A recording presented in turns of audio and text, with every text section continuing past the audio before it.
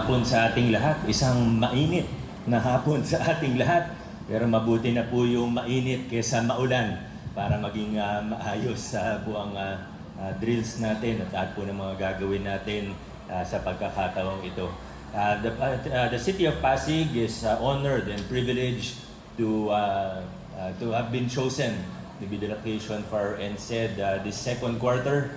Siyempre, welcome po natin ang lahat ng mga VIPs and special guests mula sa iba't ibang opisina at ahensya ng ating nasyonal na pamahalaan.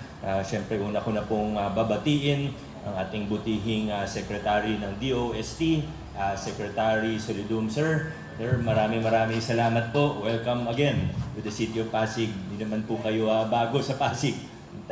Sa totoo po, sir, banggitin ko lang po, we are very thankful for the programs and projects, the partnerships that we have with the DOST. At nung nabalitaan namin noon na kayo yung maging secretary, kahit tanungin niyo si Sir Brian, talagang napakasaya po namin dito sa lungsod ng Pasig.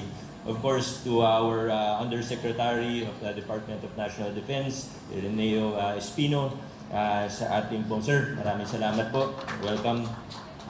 To our DSWD Undersecretary Ma'am Dayan Caipe, Ma'am.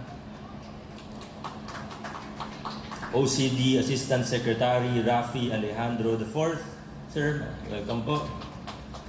OCD Assistant Secretary Boy Caraig. FIVOLX Director Teresito Bacolcol.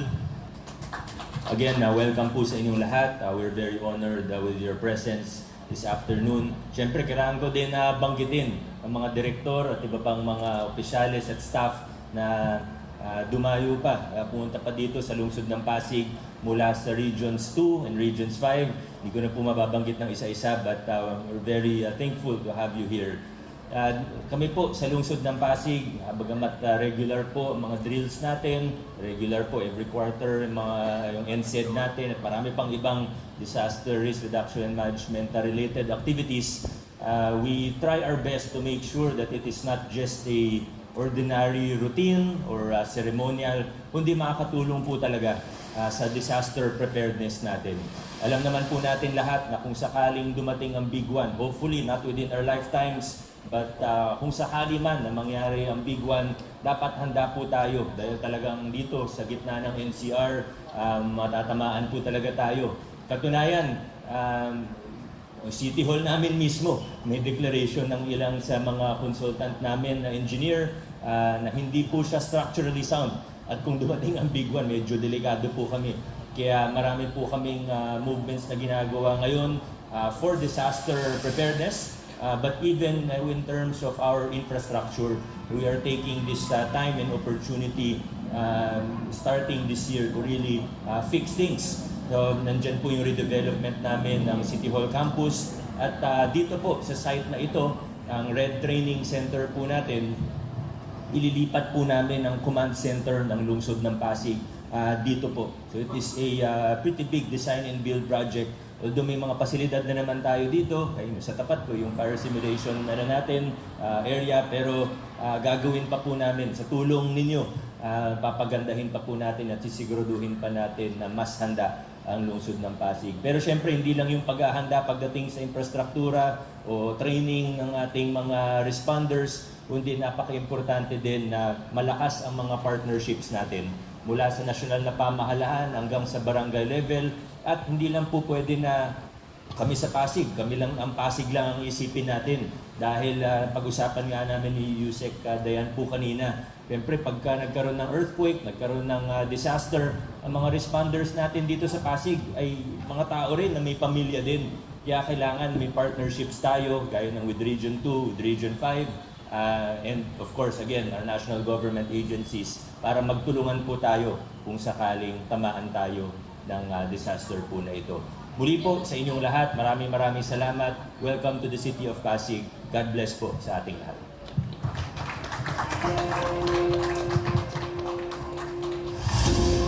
Maraming salamat po, Mayor Soto, for welcoming us here today. Sa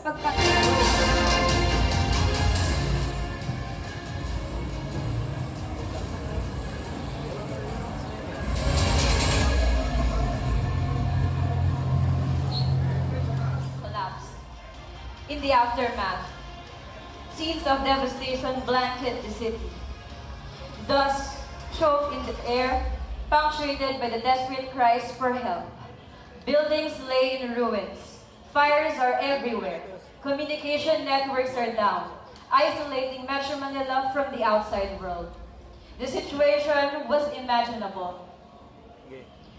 The city had been separated by impassable roads, collapsed bridges, and widespread fires. Major transportation routes were choked with debris, hindering rescue efforts. Landslides and liquefaction with lateral spreadings and sand boils are widespread. The ground is distorted into undulations. Boulders are commonly thrown out. River water splashes violently on slopes over dikes and banks. Despite the chaos, government agencies sprang into action. The alternate emergency operations center in Fort Magsaysay activated, coordinating rescue and response efforts. Government employees adhering to their pre-established educational evacuation plans made their way to designated safe zones. The National Disaster Risk Reduction and Management Council Operations Center is damaged and unreachable, as well as the other members of the response cluster whose offices are situated in Metro Manila.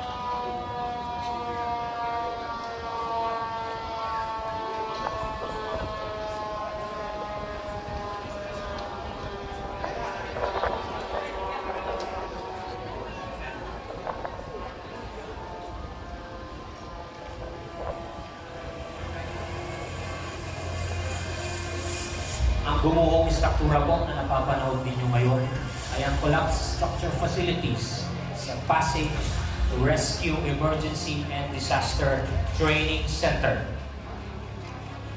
Sa isinasagawa po natin ngayong Nationwide Simultaneous Earthquake Drill o NSED.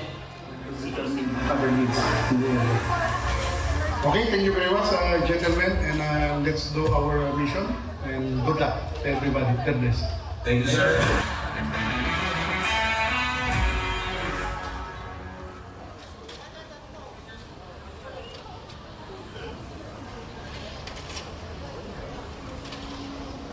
Okay, press one.